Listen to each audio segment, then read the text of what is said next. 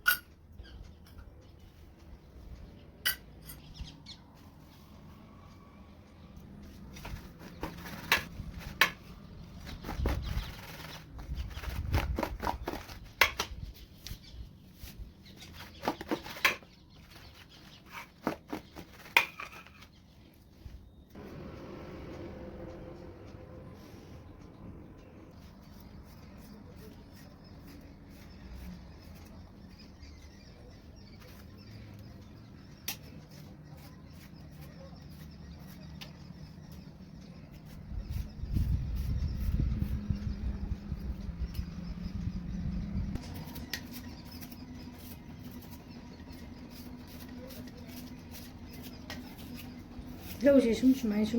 ꯁꯣꯏꯕ ꯁꯥꯡꯇꯛꯅ ꯇꯤꯜꯍꯧ ꯂꯣꯏꯔ ꯆꯅꯝꯒ ꯁꯤꯡꯒ ꯈꯛꯇꯪ ꯑꯃ ꯁꯨꯒꯥꯏꯔꯒꯦ꯫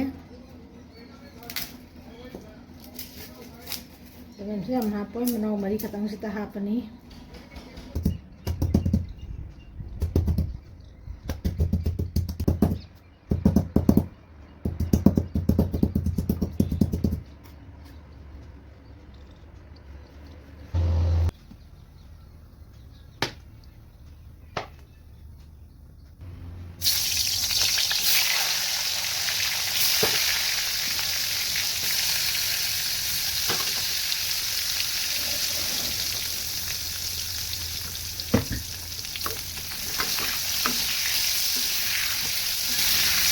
ꯌꯥꯝꯅ ꯃꯨꯟꯅ ꯇꯥꯎꯗꯣꯏ ꯅꯠꯇꯦꯕ ꯁꯤꯁꯦ ꯍꯥꯏꯐꯦꯠꯇꯪ ꯉꯧꯊꯣꯛꯄ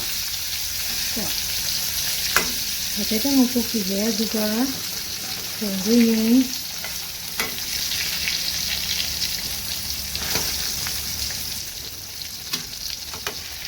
ꯍꯩꯅꯕ ꯍꯩꯅꯗꯕ ꯈꯪꯗꯦ, ꯁꯤ ꯑꯥꯂꯨ ꯁꯨꯡꯌꯥꯎ ꯌꯥꯎꯗꯅ ꯊꯣꯡꯗꯣꯏꯅꯦꯕꯀꯣ, ꯑꯝꯇ ꯌꯥꯎꯗꯅ ꯊꯣꯡꯗꯣꯏꯅꯦ ꯉꯁꯤꯒꯤ ꯌꯦꯟꯖꯥꯡꯁꯦ꯫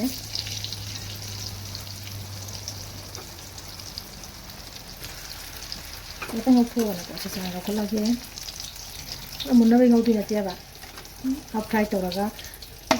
सकते मैंने उठा लिया।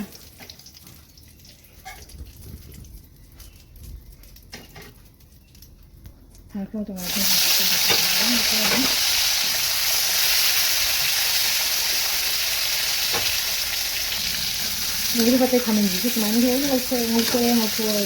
लगे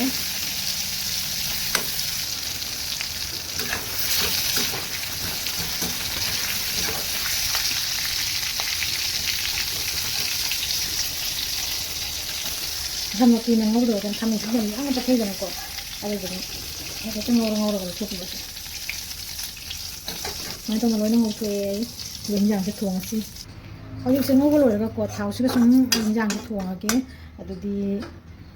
थाव से ते शो हाइन बस शो हा पर वे बको अदुम स्माइल सुन सिदम थोंग आगे अदुदी मैं चीज़ ना हाथे हाँ बता जीरा से कतांग में हाथ ले अदुआ साइड ना शो के लोग से ऐसी हाथ चले सी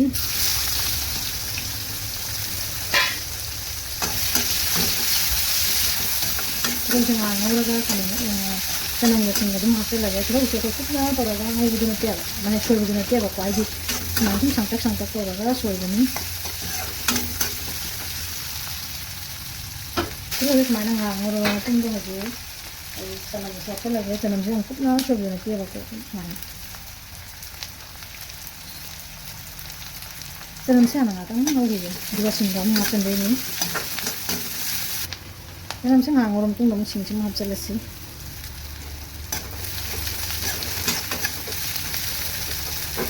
ꯁꯤꯃꯨꯛ ꯃꯤꯅꯤꯠ ꯑꯃꯒꯨꯝꯕ ꯉꯧꯔꯒ ꯉꯥꯏꯍꯥꯛ ꯑꯣꯠꯂꯒ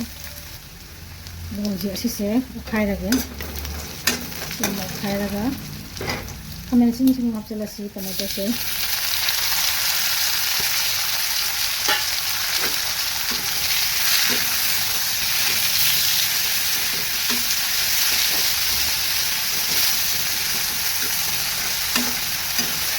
ꯀꯔꯝ ꯆꯥꯗ꯭ꯔꯒꯗꯤ ꯑꯗꯨꯝ ꯌꯦꯅꯝ ꯅꯥꯀꯨꯞꯄꯤꯅ ꯑꯗꯨꯝ ꯐꯧꯕ ꯁꯦꯝꯕꯗ ꯊꯦꯡꯕꯗ ꯌꯥꯏꯕꯀꯣ ꯀꯔꯝ ꯆꯥꯔꯗꯤ ꯑꯗꯨꯝ ꯀꯔꯝ ꯍꯥꯞꯄꯁꯨ ꯌꯥꯔꯦ ꯀꯔꯝ ꯆꯥꯗ꯭ꯔꯒꯅ ꯌꯦꯅꯝ ꯅꯥꯀꯨꯞꯄꯤꯅ ꯑꯗꯨꯝ ꯊꯦꯡꯕ ꯌꯥꯏ ꯑꯗꯨ ꯃꯣꯔꯣꯛ ꯇꯪꯈꯥꯏꯁꯤꯃ ꯈꯔ ꯍꯥꯞꯆꯤꯜꯂꯒ ꯊꯨꯝꯁꯦ ꯆꯥꯃꯁ ꯇꯪꯈꯥꯏ ꯈꯔ ꯍꯥꯞꯄꯅꯤ ꯂꯣꯏꯅ ꯍꯥꯞꯄ꯭ꯔꯦ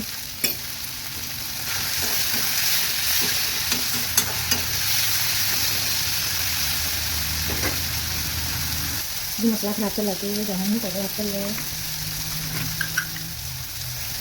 jira pada sisi chal le mulu kya masala jara pada mulu hatu sini chal le धनिया पाउडर से खा चले इसमें धनिया पाउडर मोखा है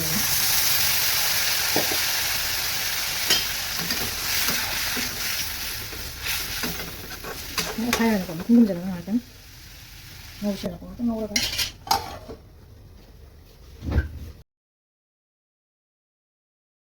इंजांग जमै हाइफेट हापगा nga ngauminaraba matungda ko इंजांग cha hena mahau leina haunabagi damakta ina hapchingadaba nga singdo adugagi nga khara rauthoga isum sumaina tawga hapchile makok kumba makhajai maru khara chenbase asise sum hapchile mayam ma haidi makok maru chaba hinaba midi sum hawi hinadaba midi hauteba ko ado sumai tawna mo ngausallaga inga hak thammaniba ko इंजांग gi rosi hawidna sumaina tawra thongagadi aduga lemhoriba nga khara dum ayemu कोना इंजांग से मैं आप सौ लगा हापचन दुईनी ma'am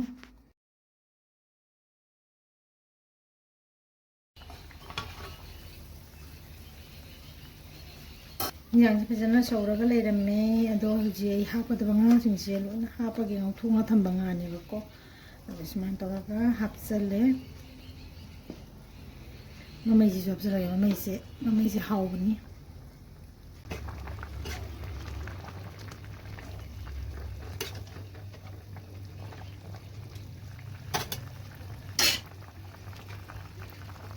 जी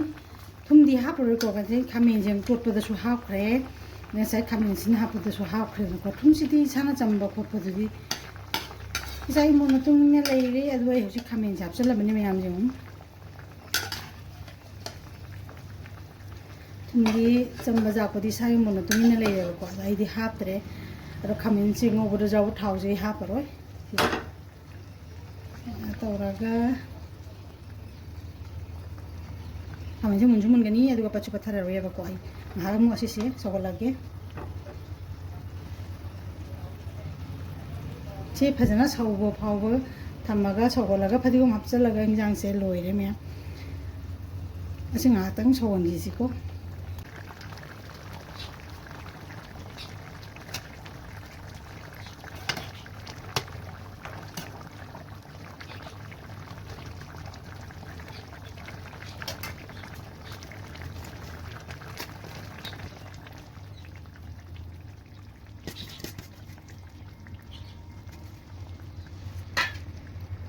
इंजांग से लोइरे जी फदिगो हप्चल लबनी ना आइ तौना मया मै खामेन सिगा तौरगा nga se thongjare ado alu ji sunga phapte ko alu chaba yadaba mi su sumai dum thonga chaba jaiba ko ado khamen chaba hina daba mi su dum jawi jabu budi ado sumai tona hingjang se thongbro rabina sumai khaido si khaidu hingjang si de